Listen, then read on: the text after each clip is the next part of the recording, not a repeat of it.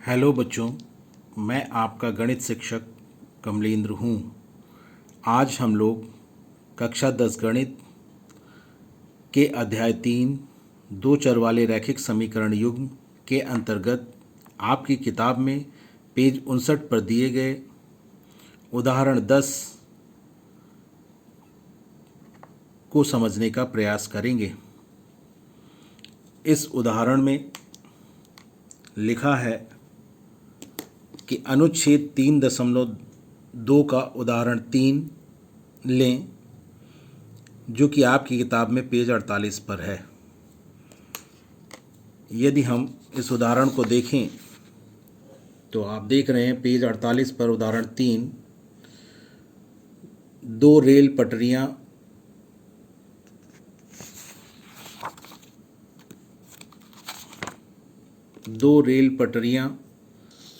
समीकरणों x धन 2y ऋण 4 और 2x धन 4y ऋण 12 बराबर 0 द्वारा निरूपित की गई हैं। इस रैखिक समीकरण युग्म को हमें हल करना है और हमें यह बताना है कि क्या रेल पटरियां एक दूसरे को काटेंगी। इस उदाहरण में हमें ये ज्ञात करना है। आपने पेज 48 पर देखा है, दो रैखिक समीकरण हमें दिए गए हैं। x धन 2y ऋण 4 बराबर 0 और 2x धन 4y ऋण 12 बराबर 0। ये रैखिक समीकरण युग्म है। पहली रैखिक समीकरण को समीकरण 1 माना गया है और दूसरे रैखिक समीकरण युग्म को पहले रैखिक समीकरण को समीकरण 1 माना गया है, दूसरे रैखिक समीकरण को समीकरण 2 माना गया है। यहाँ हम प्रतिस्थापन विधि से रैखिक समीकरण युग्म को हल करना सीख रहे हैं, इसलिए हमें इस रैखिक समीकरण युग्म को प्रतिस्थापन विधि से ही हल करना है। यहाँ पर प्रतिस्थापन विधि में आप जानते हैं कि हम किसी एक रैखिक समीकरण, जिस रैखिक समीकरण से हमारे लिए किसी एक चर का मान ज्ञात करना सुविधाजनक होता है, सरल होता है, हम उससे एक चर का मान दूसरे चर के पदों में ज्ञात कर लेते हैं और उसे दूसरी समीकरण में प्रतिस्थापित कर देते हैं। हम यहाँ भी ऐसा ही करेंगे। आप देख रहे हैं कि इसमें समीकरण 1 से x का मान ज्ञात करना हमारे लिए सरल है, सुविधाजनक है, इसलिए हम ऐसा ही करेंगे। तो यहाँ पर वही किया गया है। समीकरण 1 से चर x का मान चर y के पदों में ज्ञात किया गया है। तो अगर हम ज्ञात करना चाहें तो आप जानते हैं जिस चर का मान हमें ज्ञात करना होता है उसे हम बाईं ओर रखते हैं। शेष सभी राशियों को, सभी पदों को हम दाईं ओर ले जाते हैं। तो जब हम दाईं ओर ले जाएंगे तो इधर बाईं ओर मौजूद जितने भी पद हैं उनके चिन्ह उलट जाएंगे। धन का ऋण हो जाएगा और ऋण का धन हो जाएगा। और ऐसा करने पर हमें, आप देख रहे हैं कि 2y धन चिन्ह का है, दूसरी तरफ जाएगा तो ऋण चिन्ह का हो जाएगा, और 4 यहाँ पर ऋण चिन्ह के साथ है तो दूसरी तरफ जाएगा तो धन चिन्ह का हो जाएगा। और इस प्रकार हमें x का मान 4 ऋण 2y के रूप में प्राप्त हो जाएगा। x बराबर 4 ऋण 2y, यह हमें प्राप्त हो जाएगा। यहाँ पर हम देख रहे हैं चर x का मान हमें चर y के पदों में ज्ञात हो गया है। अब ये समीकरण 1 से हमें मिला है, यह भी ध्यान रखना है। समीकरण 1 से चर x का मान चर y के पदों में हमें ज्ञात हो गया। अब इसे हम समीकरण 2 में रखेंगे, ना कि समीकरण 1 में। यह हमें ध्यान रखना है प्रतिस्थापन विधि में कि हम कैसे मान प्रतिस्थापित करते हैं। तो यहाँ पर समीकरण 1 से प्राप्त चर x के मान को हम समीकरण 2 में प्रतिस्थापित करेंगे।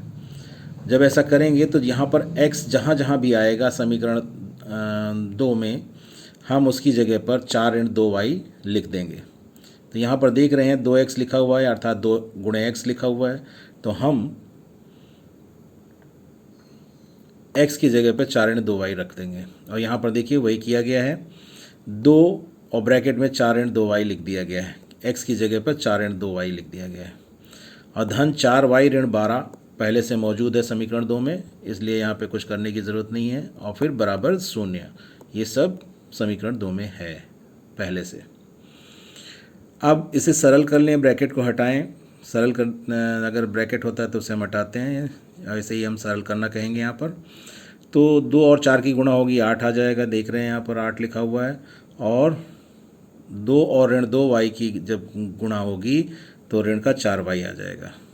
और धन का 4y पहले से मौजूद है और ऋण का 12 भी पहले से मौजूद है, इसलिए बराबर 0, जैसा कि पहले समीकरण में यहाँ पर जो समीकरण थी उसमें है वैसा ही के वैसा लिख देंगे।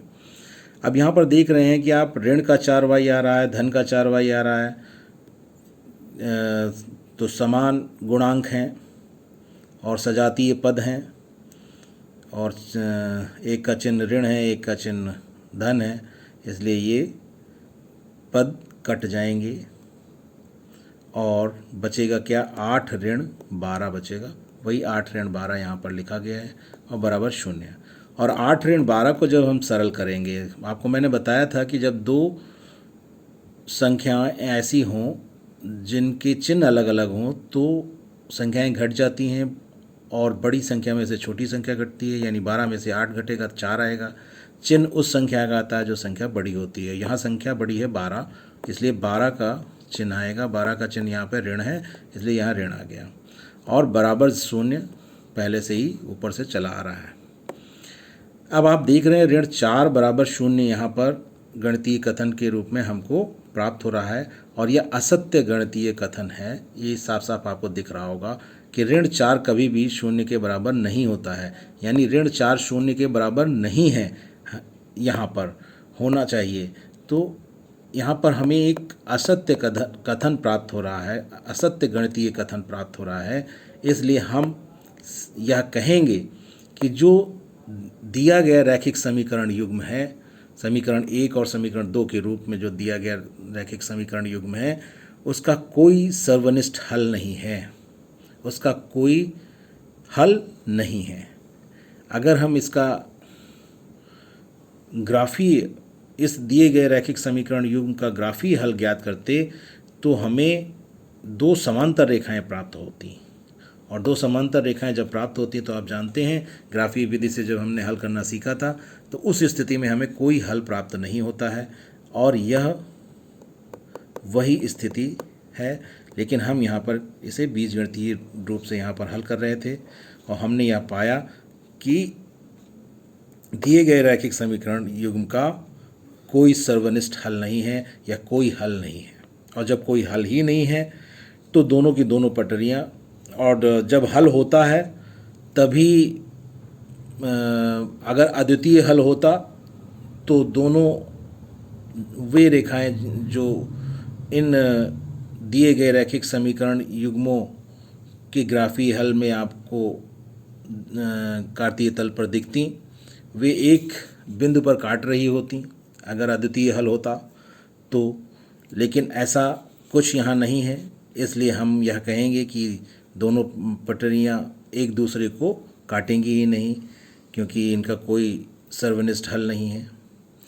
और काटती तभी हैं जब सर्वनिष्ठ हल हमें कोई ना कोई मिलता है, जो कि अनंत इस जब हल होते हैं, एक रेखाएं जो दिए गए रैखिक समीकरण युग्म होते हैं उनका ग्राफीय निरूपण जब हम करते हैं तो हमें या तो संपाती रेखाएं प्राप्त हों तब हमें सर्वनिष्ठ हल प्राप्त होते हैं, और उस स्थिति में अनंत हल प्राप्त होते हैं।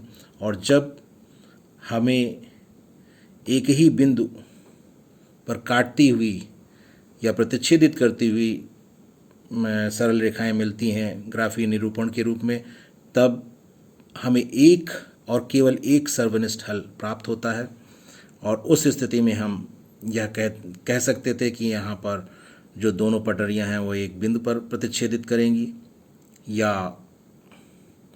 अगर परस्पर संपाती वाली स्थिति बनती, जैसा कि आपका उदाहरण 9 में पिछले वीडियो में हमने देखा था, तो उस तरह की स्थिति होती तो हम कह सकते थे कि अनंत बिंदुओं पर ये पटरियाँ मिलेंगी एक दूसरे को। लेकिन ये दोनों ही स्थितियाँ यहाँ पर नहीं हैं। और जो स्थिति आपके इस उदाहरण में है वह स्थिति ग्राफीय विधि से हल करने के दौरान जो ग्राफीय निरूपण हमें मिलता है वह दो समांतर रेखाएं जो ग्राफीय निरूपण में मिलती हैं उसके संगत है। इसलिए हम यहाँ पर और दो समांतर रेखाएं कहीं पर भी एक दूसरे को न काटती हैं और न ही मिलती हैं। इसलिए हम यह कहेंगे कि दोनों पटरियां एक दूसरे को कहीं भी नहीं काटेंगी। इस वीडियो में बस इतना ही। धन्यवाद।